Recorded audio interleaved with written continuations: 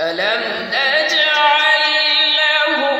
عينين ولسانا وشفتين وهديناه النجدين فلاقتحم العقبة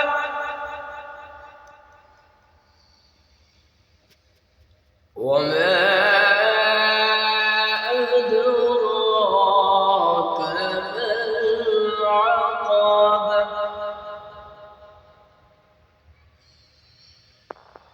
فك رقبة أو إطعام